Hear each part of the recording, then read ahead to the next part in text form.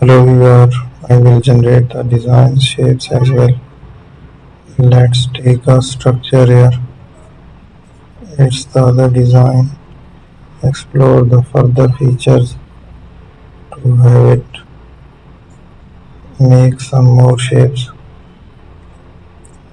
So there we are.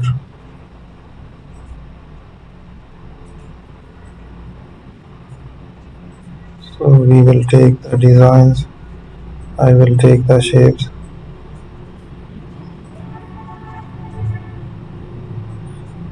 So these are the clones of a similar shape, but I have changed the pattern and layer style of these shapes here.